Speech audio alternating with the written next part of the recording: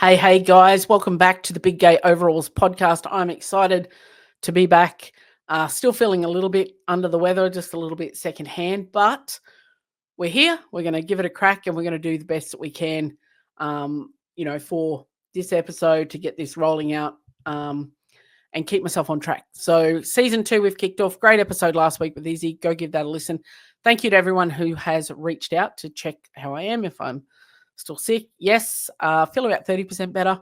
So hopefully I don't have to stop and start this too much to let myself, have a coughing fit or whatever. But hopefully I'm now on a better trajectory to being well.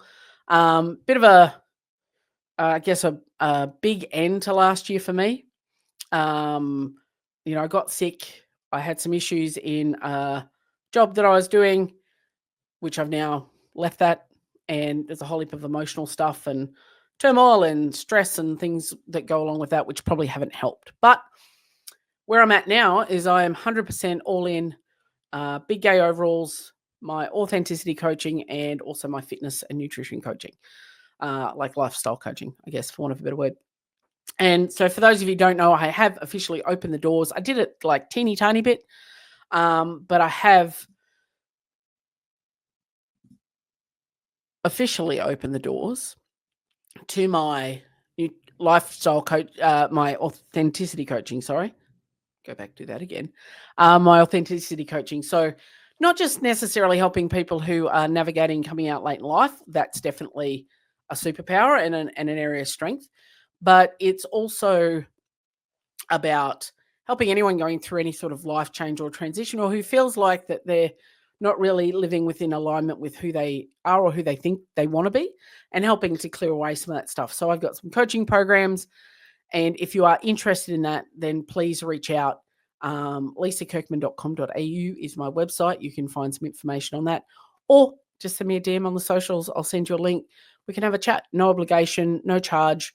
Let's just talk about where you're at and see if it's a good fit. But that's my focus now is building that up and building up Big Gay Overalls to continue to support those who are undergoing significant change in life, because it's hard, it's messy, it's just tricky. So those are some resources I want to put out there. I've written a couple of ebooks. The one I put out a couple of months ago, Dying Inside, and also from my newest ebook, From Doubting to Doing. And it is for sale on Amazon, but if you reach out to me, I will send you a copy for nothing as a thank you. So jump on that. And of course, my Embracing Our Big Gay Overall School community, which is open to anyone that is navigating some life change and just being surrounded by a group of supportive individuals that are not Meta. They're not, it's not Troll Land. It's not on any of those other social platforms. It's not connected to it. Somewhere different. There's a free 7-day trial. Just jump in, see what we're about. We're in the middle of not quite in the middle, but at the rate January is going, we will be in the middle of our 30 days acts of self-love challenge. So started a little daily challenge just to get everyone in there just getting on the right page with themselves to kick off 2025. Which brings me to today's topic, which is not about 2025. What I want to talk about today is how I navigated my way through the feelings that you can have when you're coming out, particularly late in life, of, shame and loathing and regret and like just questioning, to, owning and myself and my identity and getting that point of self-acceptance and self-love. And, that's still a work in progress. Like, don't get me wrong, I still fuck it up all the time. And luckily Sharon will pull me up regularly about, why did you say that like that? Or why, where does that come from? So still, it's never a finished work. Spoiler alert. Anyone that tells you, like, follow my 30-day plan and you're going to be fixed, like, that is horseshit. But I thought I would dig in a little bit beneath the surface, a bit more of where those sort of feelings came from. And it's incredibly personal for me, like, and how I'm sort of even reclaiming some of the labels that were used as weapons against me, particularly when I was younger, like, lesbian, dyke, butch. And I've talked on the podcast before about how those, excuse me, how those labels can be difficult and they affect you. And like those words can feel like you don't feel good about those words. So you don't want to identify with those words because there's something wrong with you because of the way that people phrase that. And as someone who, comes out, like you like, well, no one's going to have anything good to say. And those words when I was growing up weren't just labels. They weren't just, orange, apple, pear, lesbian, dyke. They were slurs that were hurled around like stones and used as weapons to hurt people, to cause offense, to bring people down, to denigrate them. And they landed really hard, which create a barrier between me or the person and like who I truly was, because you don't want to be that person. You don't want to have that label. And for years, I was terrified of having those words describe me. And it was like too heavy, too dangerous, too real, too confronting. Like it was very sharp and hard and cold, I guess is the best way that I can find to describe that when I think about it. And even like when I started to realize I was gay and own my sexuality and come out, like I really hated saying the word lesbian. It just felt a certain way. It gave me the ick. And I preferred to say I'm gay, I'm queer. And those words gave me, a bit of a buffer and a sense of distance, that it wasn't those other words that I'd heard. And, it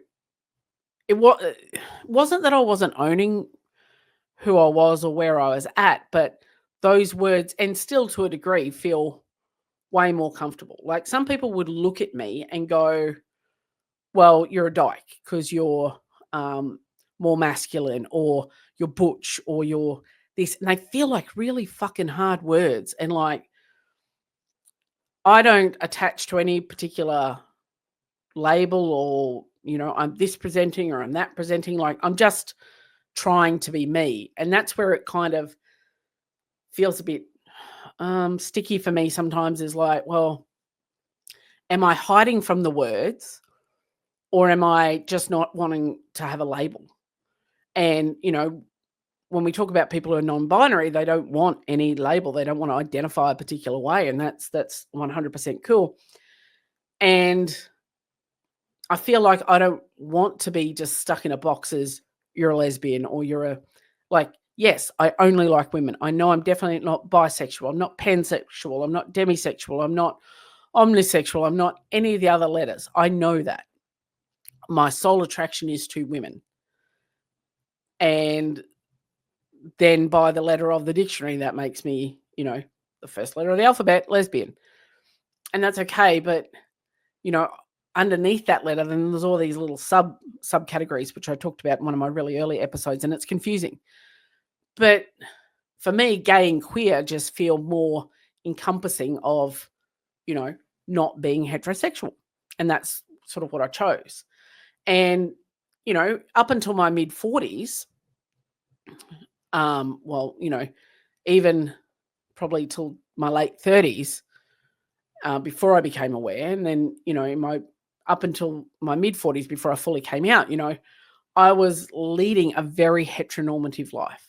I was leading the life and ticking the boxes and doing what you were supposed to be doing. I was married, running a business, being a good daughter, being a good wife, being a great friend, being a productive member of society. And they were all the boxes I thought I had to tick. But inside, like, I was dying little by little. It took me a long time to realize what that feeling was, that feeling. And it's, it isn't just a metaphor. I feel like, in some ways I was physically losing, like pieces of my soul were crumbling away every time I was being someone I wasn't. And I was madly sticking all the pieces back together so that no one could see behind the facade. So has this, perfectly manicured, not that I was ever perfectly manicured, spoiler alert, but this perfectly constructed exterior, but behind everything was rotting and falling away. And I was just madly trying to keep things together. And, when I finally came out and started being open with who I was and owning it, not just open, but owning it, I thought I'd feel like this sense of instant freedom and feel like, well, that's it. I'm gay. Yay, we're good. Let's just move on and everything will feel 100% better. But it doesn't. And those feelings of shame and disappointing people and letting people down and feeling like I was being selfish and turning everyone else's life upside down because I just suddenly decided this thing, that doesn't go away overnight. It lingers. And those whispering doubts and fears, lead you to question, like, am I doing the right thing? Do I really feel this way, or is this just a whim? Am I bored? Am I just dissatisfied? Like, am I just using this as an excuse for something else? And the fear that constantly lingered of people judging me or, people who would turn away from me. And even asking myself, like, could I even really accept me as this? And you've got this stuff cycling. So even though, I was coming out and had a supportive circle and I was doing all the things and you just, that feeling of every time I had to say the word to somebody, I'm gay, the moment before that was terrifying. It's like standing on a cliff edge and you're going to go, well, now I've got to leap over again. And you don't know if this is a time where there won't be a step there to catch you, whether you'll just go straight over the edge. And it was really hard. And it still, it's hard. And then you wait for somebody to spit those hateful words back at you. Like, you bloody old leso, you bloody old dyke, or I always knew you were a dyke or butch or whatever. You just wait for those words to come back in that same way that you saw for years and years and years in that younger version of me, I guess. And it took me a lot of work and a lot of time and a lot of therapy and a lot of reflection to unpack all those things I'm afraid of. And guess what? That work still goes on because every time I sit down to record this bloody podcast, I'm like, is this going to be the episode where the trolls come out? Is this going to be the episode where someone from my past is going to throw hate at me? Is this where someone's going to tell me I'm disgusting or horrible or I'm all these, I've let everybody down or I'm selfish and all these things that this inner narrative, bangs on with? Every time I sit down to write something for my blog or I put a post on social media or I get a ping saying I've got a new follower, I'm like, oh, is that someone who's going to want to, who knows me from, Lisa 1.0 and wants to, create drama or stuff like that? Like I just don't know. And that fear is real and it's there all the time. And I think one of the things that really made me feel like a sense of control, because in this process, you can feel like you don't have any control. It can be really hard. Like you can feel like as the dog opens the door and lets herself out because she's bored, you can feel like everything's out of your control. Like I'm just going to say this thing, but I can't control anyone else's reactions. And you feel like at times you're on a runaway train and you're like, I'm just waiting for that like cliff edge to come and swallow us up. Like I don't know. But I think one thing that was important for me is when I decided to intentionally use the word lesbian. Like I'm going to take this word and I'm going to use it because I choose to use it to describe myself. And every time I said it, it lost a little bit of its sting. And I just got a new little tiny glimpse of confidence and took back some of that power. Just it may have been like a sliver at times, but that's what I was focusing on. And it became then less about other people's judgments and me owning my own truth and accepting it and hearing it and sitting with it. So it became about how can I take some control in this situation. And, the word dyke and butch to a degree were even harder. Those two words in particular carried so much weight from my childhood. I even remember, like, if I wore, I don't know, any sort of outfit, mum would even say, "Oh, that's a bit butch," or, whatever. And you'd hear other people described in it in a very defamatory way. And I've thought long and hard about it, and I realized that reclaiming that wasn't and using it, and I'm still not 100% comfortable using it, and I don't love it, but I realized it's not about me. It was about challenging the shame and stigma that's tied to it. So now, when I hear the word dyke and those who are proud to identify as that, and like dykes on bikes, and there's a podcast, Two Dykes on a Mic, like, I smile, and because it feels very bold and unapologetic and very strong, and I'm so thankful to them for using the word in that way. And that's exactly what I aim to be, but I'm still working on it, because that's but I can now see that word and not have a visceral reaction to it, and sort of not go, oh, it was cool to see dykes on bikes lead the parade. The motorbike riders led the pride parade. Yay. Now I can say the dykes on bikes, and I'm okay with that. Like, it doesn't cause a visceral reaction within me. And I don't, if anyone identifies with these terms, I am so in awe, and I am so proud that you have that. And I don't want to be disrespectful to that and say that there's anything wrong with that term, because there's 1 gazillion percent not. This is my journey to sort of trying to figure out, where I sit and how I've worked through these things that ramble around in my brain, and the way that things make me feel a certain way.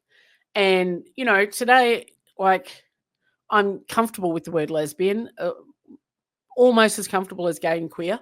And when I sit and reflect, as I was sort of putting some thoughts together for this episode, I don't know what the dog's chewing here. I hope you can't hear that, but probably something she shouldn't. Deal with that later. Like, when I reflect now, when I was putting down some thoughts for this episode, is like, okay, it does remind me of the journey and how far I have come, because even when there's days I feel like I'm stuck in some stuff and I'm still tied down to old beliefs and old behaviors and old rubbish, it does show me that I'm on my way, that I'm not hiding anymore, that I'm moving towards that thriving and moving from shame to pride, excuse the pun. And, it's a good reminder that words only have the power that we assign them. So labels are just arbitrary names someone gave to something. Someone called an apple, and we all call it an apple. It could actually be something else in someone else's world, and that's okay. So when we assign power to words and we put emotion to it, that's when they hold power over us. But we can also flip that and change the narrative of how we hear them, how we see them, how we let them represent us. And that lets us reclaim parts of ourselves that we've kept hidden, if that makes sense. And I feel like, and it's taken like a lot of conversation and a lot of therapy and a lot of reflection on, like, why did I so desperately not want to be attached to those labels? Like, what was so wrong with them? And there is nothing wrong, as I just said, with those terms and phrases. Like, there's nothing wrong with them at all. But it's how I choose to tell the story. And, I've talked a lot on here before about, like, our brains will lie to us all the time. We will create narratives and stories, and we'll tell ourselves things. And some of the stuff that we actually have in our brain, the stories that we're getting told, aren't even things that we've created ourselves. Dottie making a cameo in the background there. It's, you know, it's a parent's voice, it's a teacher's voice, it's a it could be a friend's, could be someone who we thought highly of when we were younger. Like I was talking to a client just this week about we need to make time to sit and go, hang on a minute, because normally we operate in automatic pilot and we're like, just go with whatever, that's the voice in my head, but it's not my voice. Like when we sit and truly think about something and we truly listen, we're like, oh, actually, that's not my voice. Who gave that to me? Who is telling me that? And then you'll sit and think on it and hold it there and go, oh, that's my mother's voice. That's my father's voice. That's my grade 2 teacher's voice. Because when we're at that young, impressionable age, like that's when we get told these things and we take them on as fact, because why would that person lie to us? And it can be something as simple as, the football team. You may have followed a football team or a sports team your entire life, and you have no idea why, but that's just because, well, that's who this family supports. This is who we are. And people like us do things like this, so we assimilate. And then when we get to a point where we start like throwing everything around in the giant washing machine of life and going, hang on a minute, none of this stuff fits, none of this stuff is me, it can be really conflicting to go, well, where did all this come from? Like when we start unpacking things, and as humans, we like to keep things packed away and tucked away, which I did for 46 and a half years. And then you start digging around in the stuff and you're like, oh, where did this come from? I didn't buy this. I didn't ask for this. So then we have to start shedding those layers and getting rid of that stuff that's not ours. Didn't come from us.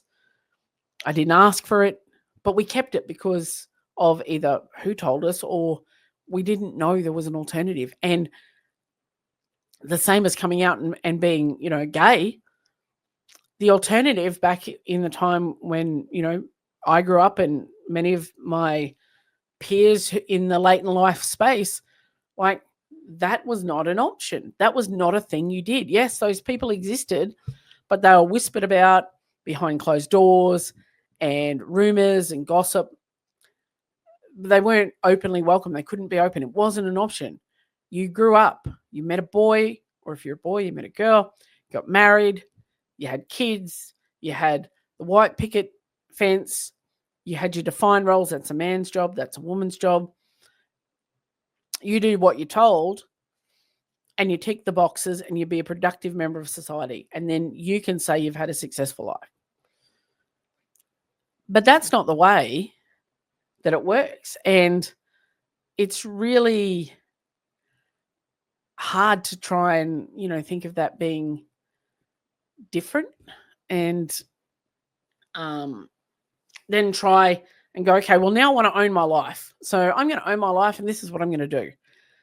And I'm going to, I am gay. I like women. I'm a lesbian. And this is what I'm going to do. And then everyone else is like, well, that's selfish and then you have to have these constant conversations, which can kind of get a bit wearing. But the more I sat with it and the more I looked at, well, where did the feeling come from? Like, what was the feeling that word gave me? It made me feel a certain way. Sometimes it was fear. Sometimes it was, and mostly I think it was fear of judgment, fear of being not liked, fear of not being, included, and the fear of having everyone turn their back on me. So there was a lot of fear in it. But I had to sit with, okay, what is the feeling that it's making me feel? It's making me feel some kind of way. And then start to unpack that and go, okay, well, why is it making me feel that kind of way? Okay, where did it come from? Okay, is that relevant for me today? Am I in the same situation? No. Am I surrounded by the same people? No. Okay, so then I can start to slowly dig into that and unpack. But it comes, for me, from a place of understanding my value and worth, which is probably why, I've went through the change I did at the end of last year, stepping away from, a role I dearly loved, because I had to recognize my worth and value and protect that myself. And the same as when I own my identity, I had to understand my worth and value and protect that myself by owning my identity, by claiming it. I could have continued on ticking the boxes, but then I wasn't valuing myself and what I was worth and, what I could do in the world if I was just allowing myself to settle for this small, comfortable box that I'd put myself in. So it takes courage and it takes strength to change those narratives, to even start poking around to listen to them, and understanding where the feelings of shame and, and all that sort of stuff and judgment come from within you, and then understanding that it wasn't yours to create and it's not yours to carry, so you can put it down. And I think that's been the big lesson for me, particularly, over the last month and a half. Like, I don't have to accept not being valued from anybody. So why would I accept it from myself? And that's been, a lot of the dialogue and conversation that we've had in the last couple of months. And even, talking about old stories and patterns and dealing with, parental relationships and stuff like that. That's all really challenging.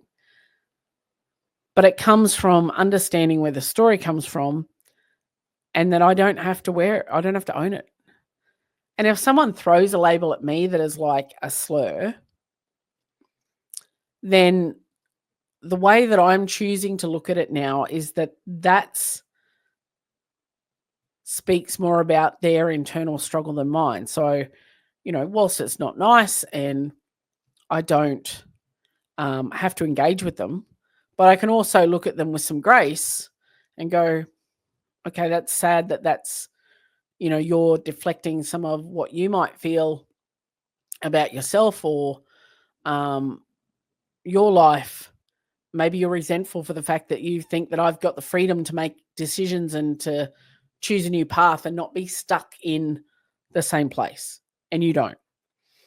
And that makes it easier to not get into a defensive position and having to justify, and even it avoids me feeling like I need to run away and hide, because, I don't want to be in that position where I feel like I've got to hide again or make myself small.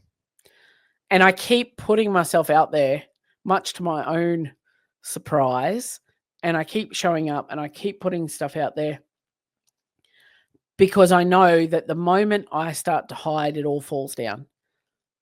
And that's not the life that I want to have. And I don't want to be small anymore. And I'm not saying I want to be big like I'm a celebrity, but I want to be, I want to use my journey and my experiences to make the path smoother for other people who come behind. And the more that we can talk openly about, words like shame and judgment and say, yeah, me too, I felt that too, then it makes it easier for people to talk about it and put down their load, because I don't need to carry it either. None of us need to carry this stuff endlessly, because we didn't ask for it. We didn't create it. I can choose whether I carry it or not. So that's kind of my, I don't know, take on it. I don't know how much more voice I've got left, so I'll probably wrap this one up. But if you have any comments, if this makes you think anything, like, I'm always happy to chat, reach out. All my socials are Big Gay Overalls Podcast. On Instagram, Threads, and TikTok is mainly where I hang out. You can find my authenticity coaching under LK_authenticity coach on Instagram and Threads. just reach out. Lisa at biggayoverallspodcast.com is my email address. Just, send me a message. Let's chat. I'd love to hear your comments and thoughts on this one. And once again, thank you for subscribing. Thank you for listening. Thank you for being part of the journey. And, it's you guys that help me continue to grow and challenge myself on these things, because I know that if I stop, that someone out there who is getting something out of, my brain dumps every week won't get that. And they might need that week. I don't know. And maybe you don't. And that's okay. It's not an ego thing. It's just about, I feel compelled to work through this stuff to break some of those cycles. So that's what I'm doing.